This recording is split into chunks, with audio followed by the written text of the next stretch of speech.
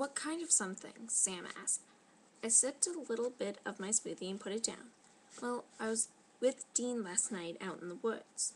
Sam and Lori looked at each other and then looked at me with big grins on their faces.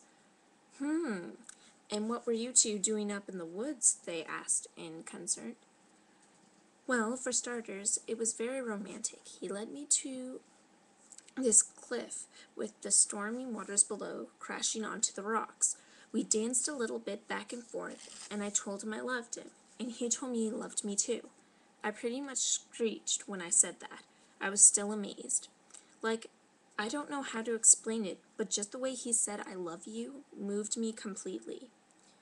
Aww, they said at the same time. Alec, that's amazing. I don't know any other guy who would do that. You are one lucky chickie. We all laughed. I know, I said as I smiled. Lori took one look at her watch. Oh, we have to go. The movie is about to start, and the guys are probably getting restless. We drove the last few blocks to the theater where Matt and Lucas were waiting for us. It's about time you guys got here. Come on, it's about to start. And I don't want to miss anything. We quickly bought some popcorn, extra butter, and our pops. Slowly and quietly, we made our way to our seats. I knew it was a bad idea to come to this movie, just knowing what Lori was going to be like. She hates horror flicks, but for some odd reason, she still watches them, even though she gets horrible nightmares about awful things when she tries to go to bed. I heard that once she was so scared from this movie we watched a few months ago. It was an old classic called Jaws or something. But she was so scared she had to go sleep with her parents. Not that there's anything wrong with that, but come on, grow some girl balls. Sam was hugging up to Matt. They were both really into it, and of course, Lori was hugging on to me and asking me when it was going to be over. I would just shh her and tell her to watch it. I also don't like it when she decides it's okay to scream at the top of her lungs right into your ear.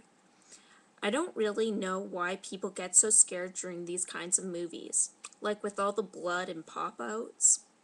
It's not that gross. I just keep telling myself that it's all fake, and it is also pretty obvious when it's going to come up.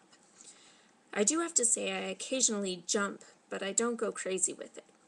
At the end of the movie, we all walked out the big blue front doors of the theater. Yet again, Lori wouldn't shut up about how scary the movie was.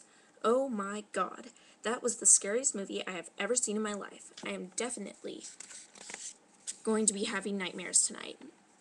Just the thought about when the guy came out of the dark shadows of the room and took the other guy by the neck and ripped out his throat with his own hands, just the thought about it makes me get goosebumps.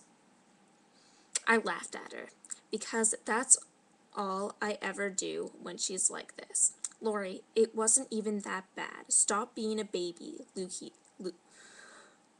Lucas protested. Shut up, Lucas, Lori said sternly. She turned over to me at this point.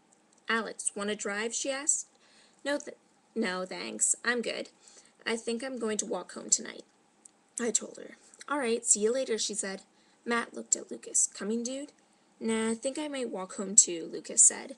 Okay then, suit yourselves, Matt said. Lucas and I waited till they were all in their cars and drove away. We started to walk into the other direction, and I turned and said, Luke, you don't have to walk me home. I'm perfectly fine walking by myself. I know, he said, but I want to. I wasn't quite sure if I should be worried about what he just said, but we were only about a block away from my house at this point. It wasn't this awkward the first time, but just the way Lucas was acting towards me, it kind of made me feel off balance.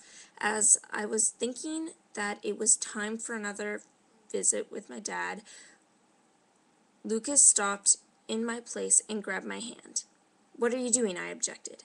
Alex, I just can't take this anymore, Lucas said as he flung himself towards me and started kissing me. Lucas, get off me! Get off! I pushed him as hard and as far away from me as I possibly could and punched him right in the mouth. "What is the matter with you?" I yelled over my shoulder. I didn't even wait to hear his answer. I just wanted to get away from him and go home. I stormed off in rage all the way inside my house, where I slammed the door shut, turned with my back to the door, and slid down to sit. How could he do this to me? He knew I had a boyfriend who I cared about.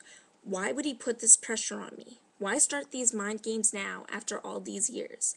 It was gross. It was like kissing my brother or something. Ew. I looked up to notice that none of the lights were on in the house. Not a single sound emerged. Hello? Okay, so that's the ending of the two middle chapters. So in my next video, I'm going to start the last two chapters at the ending. So, hope you guys like it. Bye.